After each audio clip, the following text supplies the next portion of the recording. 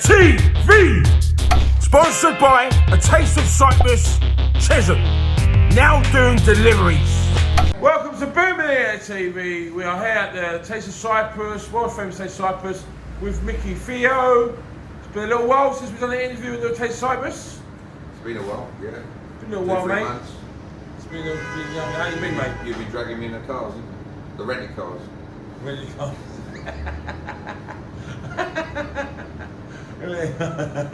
How's your rented cars? All good, mate. All good. All good, yeah? All good. So, how's things, mate? How's things? Yeah, just the usual, you know. Getting up, training, eating, sleeping, doing what I do, you know. What do you eat? Just out of curiosity, what's an average day for you eating wise? What do you want to tell me about? Put my secrets on the internet. Well, I mean, listen. You're into like looking after yourself. I love bowl of cereal in the morning, followed by maybe an hour later, some egg whites, avocado, brown bread. Throughout the day, I'll probably have chicken breast, some rice, jacket potatoes. Carbs? Jacket potatoes, rice is carbs. Yeah, rice is carbs. You know, so I eat quite clean. You know, I don't do the mayonnaise and all that sauces on top of it. I'm just a plain Jane really, and what I eat. Do you have to watch what you eat? I'm not one for putting on drastic weight just like that. I like, put it this way, I like to eat healthy from Monday to Friday. Weekends let myself go, I eat anything, what I fancy. You know, everyone likes a bit of chocolate, you know, a dessert or this or that. Whatever I fancy, even like a Snickers bar, I don't know.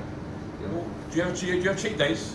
Yeah, and then my cheat days the weekend. If I fancy something, I'll eat it, you know, cakes, chocolates.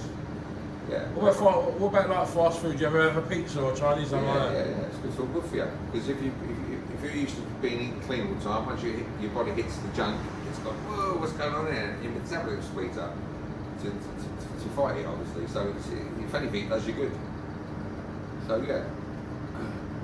So like you know, you're a bodybuilder. Who's your favourite? Who's your inspiration? Who's your most favourite bodybuilder that you looked up to when you were bodybuilding? I suppose when I started, you know, I think I started bodybuilding when I was over 15. Listen, the big names that was always up there on the screen, you know, all the great bodies, which was Arnold was one of them, you know. Oh yeah. And even Stallone back in the day, although he weren't a bodybuilder, he had a great physique. And they were my two idols, I think, back in the day, you know, especially the movies and everything. But I mean, when you say bodybuilders, listen, you can say Tom Platz had the best legs in the world, you know, in centuries and world's time to come. Amazing legs, you know, but he didn't have enough bigger top to, not be matching, symmetric, you know, he's probably portion bodybuilding. But that's the game, you know. So listen, nowadays, 2020, with whatever these bodybuilders are taking now, supplement-wise and chemical-wise or whatever, I mean, they're taking their bodies to another limit, you know, amazing. But it's not just chemicals and drugs are taking. It's that your mind behind it. You know, you got to want to do it and want to train. You can't just take something and not train and grow. You know, it all comes with everything's got to be put together in a match and move forward with it. You know, it's like an engine. It's like a car with no engine. You don't need the engine for the car to run. It's the same thing. Everything's got to be complete to gain enough growth in this world. You know what I mean?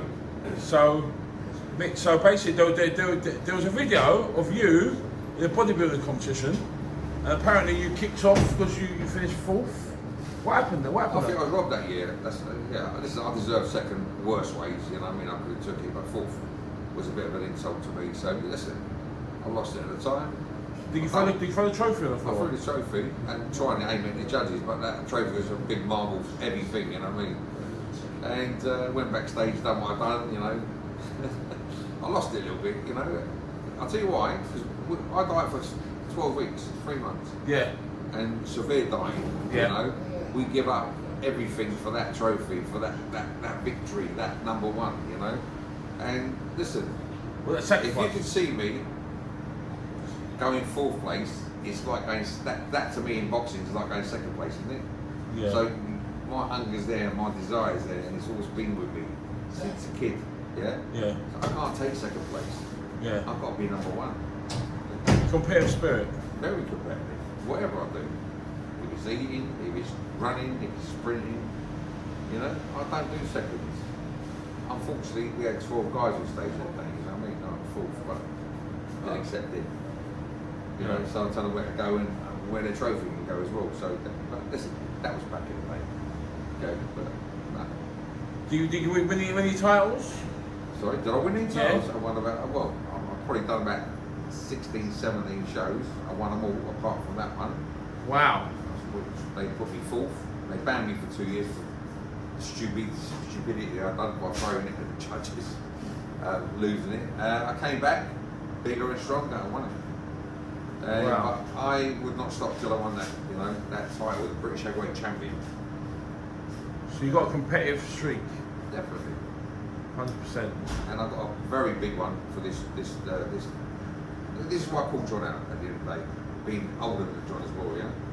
I thought myself, reading this, you know, video, I thought, shaking my head to myself, think, I'm better than him, I know I'm better than him, so this is what's brought all this on. So, only as a challenge, a gentleman challenge, that's all it is. I mean, it's not enough calling out with these people, these heavyweights and ex-pros, so this has all come out after, apart from when I called him. And he keeps constantly calling these guys out. So listen, it's a challenge for me against John. I'd like to get it on and move forward. And you know, it's a chapter in my life, basically. A chapter that I'd like to, you know, complete and put it to one side and look back at it, you know, and laugh about it. You know, it's only a challenge, you know, that's all it is. So using the film, Snatch, wasn't it? Yeah. Snatch. You played the character Mad Fist Willie. That's the one. Mad Fist Willie. One of the guys in No, that I film. lost it there as well. They put me in a cell, Paddy's cell.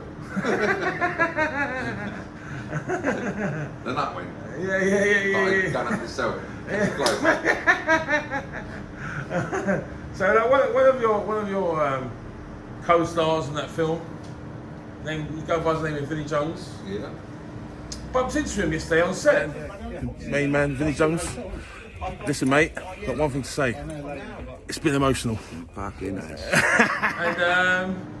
And first thing he said to me was, Micky Theo, John Fury. I was on the Rise of the Foot Soldier. Did he remember me from the last movie? Actually, no, he didn't mention that. He didn't mention that really, but I'm sure he's aware that you was on that movie. I'm sure he knows you was on that movie. But as I say, I was on the Rise of the Foot Soldier Origins. The stuff I was doing, you know, don't want to give the game away too much about what I was doing. But So Vinny watches it. the first thing he said to me was, Micky Theo, John Fury, is the fight going to happen? Well, that's the first thing he I'd said. say big up to Vinnie Jones. Thanks for mentioning us. Thanks for watching us. I know he watches this. I'm quite delighted that you're watching it, and you know, someone with your calibre which will watch that and want to watch it and want to see it live. Especially, this is why we're trying to get John Fury out, so we can obviously complete what we're going to do in life.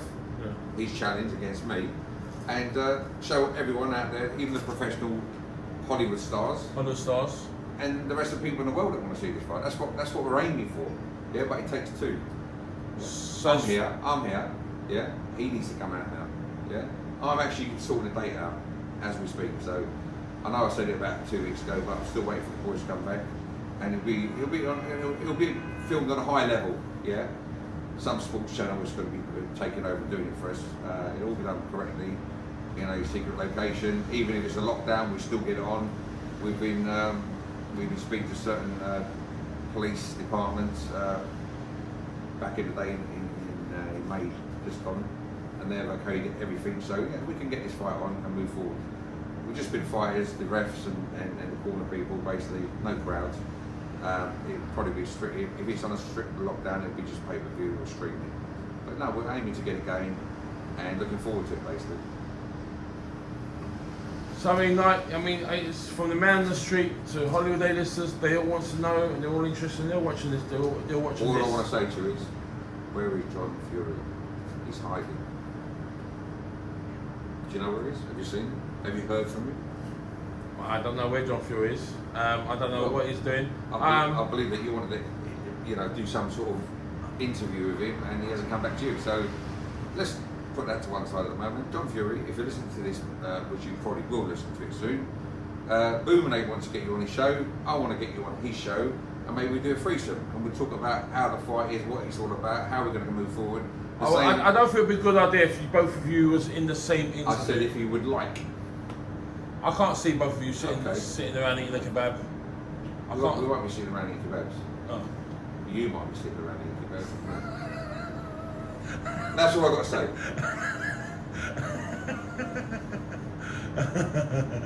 So, any more questions, sir? I just had a kebab today. It was really nice. I haven't had a kebab in like, We're in a Taste of Cybers, the one and only. You know what? I haven't had a kebab in 2 months, mate. I've been training for this fight. I mean, I love it. Kebabs are very healthy, yeah, do you know what I mean, anyway. But obviously, I've just been nailing off the bread and nailing off the whatever. But now, I just want, you know what? I've done my filming, and now I want to treat myself to a nice kebab, and it was nice. It was nice. I miss the Taste of Cybers. I miss the kebabs, and I'm back. I'm back home. You're back home, good. Yeah. Well done. So listen, let's talk about boxing. Right, yeah? We've got the Usyk fight coming up. Next Friday. Interesting. Actually, you know what? Usyk fight is this Saturday. What am I talking about? You know what? I've lost all track of time, mate. Just about to correct you. Yeah, sorry, I've lost all track of time. You know what it is? I've been so immersed in doing what I'm doing, I've lost all track of time. You know, we're working on this film. I've lost all track. I know it's on this Saturday, isn't it? Yeah. This Saturday, Usyk versus Chisora. Mate, I can't wait, man. I can't wait. I'll take you watching it. Yes, I'll be watching it. A lot of people, I'm going to have a little gamble on that one as well. Go on. A little bet on that. Go on. I fancy Chisora. On to win by knockout or points? I reckon it could be a knockout. I can't see Chisora beating Usyk on points. Well, that's your view of it. Everyone's. No, I'm agreeing with you. I can't see Chisora winning on points. It's got to be a knockout, isn't it? Listen, honestly, he can go the distance. But he can't beat Usyk on points. He can win on points, and he can knock him out. Yeah. Chisora don't beat no one on points. Not normally, but he can go the distance, I believe. He can go the distance, but win on points is a totally different matter. Usyk's going to have a bigger punch in him. Personally, I don't rate Usyk. Yeah, everyone's rating. He's alright. He's alright as that cruiserweight, right? But he's stepping up another level, I believe. He's a pound for pound. I don't care what pound for pound he is. I reckon my boy Derek would do it. End of story. End of.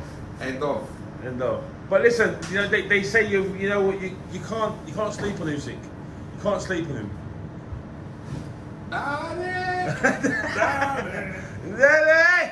Daddy! I run, Derek. I run. Where are you, Derek? Derek! Where are you, Derek? Time run! Derek! Derek!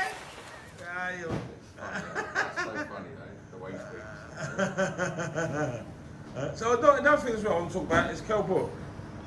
Kell Brook's having a little bit of a ding dong with Eddie Hearn, saying to Eddie that like he saved Eddie's bacon and he was there for him and stuff like that, and now it's all getting a bit messy, mate. It's all getting messy. Now Sky don't want to show the fight, the Kell Brook and the Crawford fight.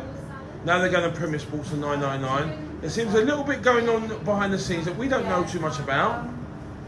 What do you think's going on? What's going on there? Do you think what Kell Brook is insinuating, that Eddie Hearn isn't being loyal to him and Eddie Hearn owes him?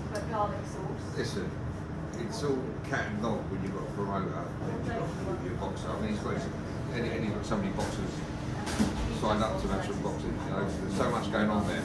So he's got to put the people that he believes that he can make money out of. Oh, Eddie? First, yeah, of course. Well, there's a saying in boxing: if you want loyalty, go and buy a dog. Yeah, that's correct, 100%. Yeah. So in the boxing world, there's no loyalty. There's no loyalty. There's no friends. There's no loyalty. There's no loyalty, mate. You can make money. You'll be used to be made money, like Joshua. Eddie's got Joshua like that, yeah? He's his golden boy now, yeah? So all basically what you're saying is, all boxers is just commodities. All boxers are money earners for Eddie Earn. That's what it is. You know, that's all it's a business. And that's what it is, it's a business, yeah? Putting matching boxers, he's making money. And he like for instance, Chisora and Usyk is a pay-per-view. Should that be a pay-per-view? A lot of people saying it shouldn't be a pay-per-view. What? No, there's no title on the line. There's no title on the line. No title on the line. Yeah. You're talking about pound for pound champion, best ever been. You're talking about Usyk, which I don't believe is the best ever in the world. Yeah. Fighting, as certain people saying, Derek's had a certain amount of losses in his record. Yeah. He shouldn't be up against him. He's had 9 losses. Yeah, but listen, it makes sense. It makes money. Yeah, that's what it's for. But for a crowd fuller, it's a pay-per-view. It's a pay-per-view. It will make the money. But okay, you've had 2 fights, right? Yeah, you've had Dillian White versus Povetkin. People are saying that that's not worthy of a pay-per-view because there's no title on the line. And then the next month later, which you know what? Next month later, we are in a as they call it, a pandemic, COVID-19 scenario, and it's that name alone. You know, look at the world, look at businesses, look at people, look at the way people spend it. They're not doing it anymore. Okay, can I ask a question? How can anybody in boxing say that Terence Crawford, top 3 pound per pound king, pound, can't say it, such a tongue twister. Yeah. Pound, you know what I mean? P4P king, yeah. Right? Yeah. How can you say Crawford is not worthy of a pay-per-view, but Usyk and Chisora is? Because really, true, if you're a boxing fan, you're a boxing purist, you obviously want to go for Kell Brook and Crawford because it's a world titles on the line. You're going for legacy status. I mean, do you know what? This Usyk and Chisora fight is only for a mandatory spot. I say only, but at the end of the day, it's like there's no titles. Do you know why this is happening? Let's say another manager had Usyk. Would this fight happen? Well, you think it's Hearn? Because it's Hearn. Hearn can put whatever he wants together. Hearn can pick the mix now. He's got the people. He's got the boxers. He's got them signed up. They're his. He can say who fights who. That will be good for that. That will make money. That will make money. Let's do it. Bang. That's what it's all about. I do believe. Yeah. You know, if Hearn never had them and he was in another stable somewhere else, it'd be different. You'd have to ring them up, and then I'd say, well, this and that, well, you know, all that talking going on. But why do you think that Hearn is turning his back on Kell Brook? On such a big fight as well? Why, man? I mean, he's always been like... I can't answer that question, honestly, because, yeah, it will be a good fight. I would love to see that fight on generate a big crowd-putting audience, even pay-per-view. But listen, there's obviously reasons behind why it's not going ahead. I've heard a lot of stories with promoters, managers, all sorts, you know. It's like this thing that's going on the internet at the moment about judges, yeah? Right. Was it Terry O'Connor the other day on the phone while he was judging the fight? And there's so much going on about that, you know. It's the same thing with that, you know. It's a lot of mixed feelings about the whole situation, what's going on in the world right now because of the pandemic. And it's all about trying to make money, the promoters, the managers, while they can. Because now we cannot have crowds and ticket sales and all sorts of sales going on, yeah, and that atmosphere going on. So they have to pick 2 people out of his stable that's going to generate funds, and that's what he's doing. And as a business side of things, you've got to agree with him in a sense, yeah. A lot of people won't agree with it, but and I believe Usyk and Chisora it will be a good fight to watch, because I just hope Derek batters him, mate, and shuts him up. That's what I believe, because I see him in the ring, I see him fighting sometimes. I've seen some of his fights, and honestly, I'm looking and thinking, talking about his footwork. If you see him in the ring fighting, he's off balance a lot of times. You know, so talking about footwork. He might dance and fuck about in his training and all that. When you see him in a fight, Look at his footwork there. He's all over the place. You know, he's off balance. Someone's coming to take the shot. His body's that way and his footwork's that way. So instead of coming over the balance and coming back up again, you know, it's all about balance. And he's all over the place. Personally, I don't think his footwork's great. Apparently, Bellew said that's the only thing that exactly what you just said. That the only thing he's got to worry about is his footwork. But he said Chisora is a sort of fighter. He's just going to go straight through his footwork. He don't care about his footwork. We had Tony Bellew. That's not a proper heavyweight. Listen, this is no disrespect to Tony. Yeah, I don't disrespect any boxer around here. I've never put any boxer down because I know what it is to get in the ring. Tony Bellew's not heavyweight, a true heavyweight. Yeah. Tony Bellew just come off a fight, 2 fights with David Haye. Yeah. One leg, basically. David Haye was that one leg. Hearn got that fight on because he's just signed up Usyk. Yeah. And he thought, hang on, man. There's another little move there, yeah? That's what it is, a move, making money, yeah? So he stuck him in to Usyk. And Usyk done what he had to do. But look what he done to Tony Bellew, yeah? Wasn't a great fight, was it? Honestly, he knocked him out, though. Yeah, okay. But, you know, honestly, I speak from the heart, Tony Bellew is no way a heavyweight. Yeah. He may have been, and I don't think he was a great cruiserweight either at the time, you know? But, he beat David Haye. David Haye one leg. Let's say it right. He beat David Haye. David Haye was. Honestly, he could beat Tyson Fury on one leg. Yeah. Yeah. He could beat King Kong on one leg. One leg, you've got no balance. You've got to fall down everywhere. Yeah. You can't fight with one leg, and that's it. Yeah, you can't balance. So, what do you reckon about Tyson Fury coming back to fight in the UK? That'd be lovely to see. You know, I'm a great fan of Tyson Fury. I believe he's done very well for himself. Who do you think his next opponent should be? I'm not saying that as a grovel. Yeah, I speak from how it is. If he's shit, I'll tell you he's shit. But no, I think he's. I know you've always rated Tyson Fury. Have you always rated him? Tyson Fury. I rate Tyson Fury as well, mate. Amazing. Yeah. Especially, like I spoke. No one can ever question his ability. That he actually came down to our gym years ago and fought Mark Potter, sparred in Mark Potter. Yeah. So he's been down to my gym. Yeah. Back in the day. I'm going to try and dig the picture out and get it on anyway. But no, he's done very well for himself, and especially the troubles he's gone through, and got back up and become a champion again. You know, not again, became champion of the world. But listen, a lot of people saying he's got to defend it, he ain't fought no one. Well, I think that's what you're going to see next. They're fighting the last guy who cut his eye, the fight before Wilder, the guy from Switzerland, I believe, that fought and cut his eye up really bad. The fight before Wilder. Otto Wallen. Otter. Wallen. Why didn't he fight him again? Listen, there was talk about him fighting.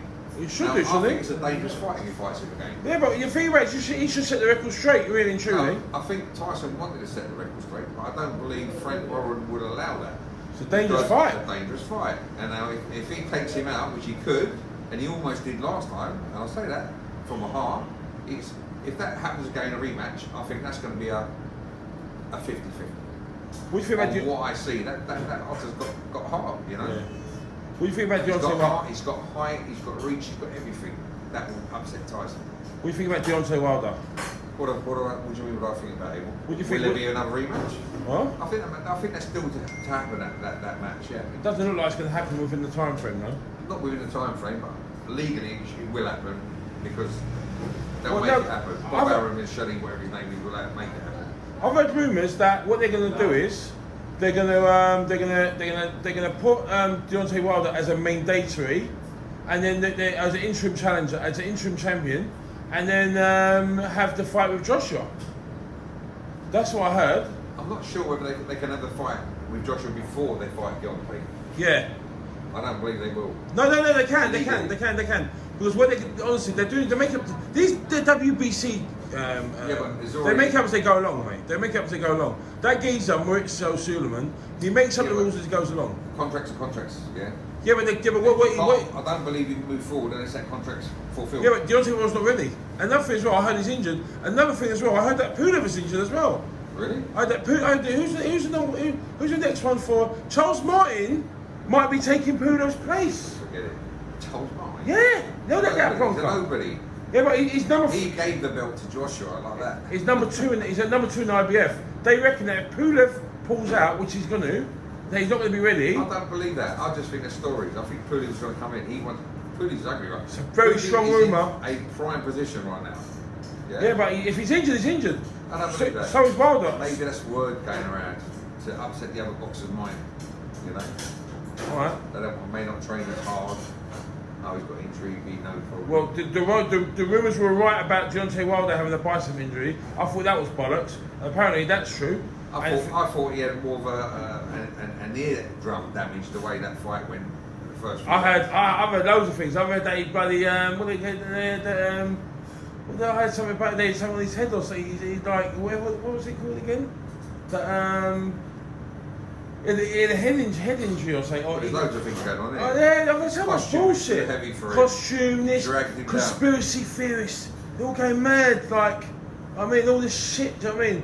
I don't know what to believe. Like, you know, it's just all by the bollocks. But as I said, the rumours were right about the bicep injury because apparently they're trying to postpone it. You know what? It's all rumours at the moment. That's been confirmed. But we'll have to see what happens with that. Definitely. See what happens. But this is coming Saturday.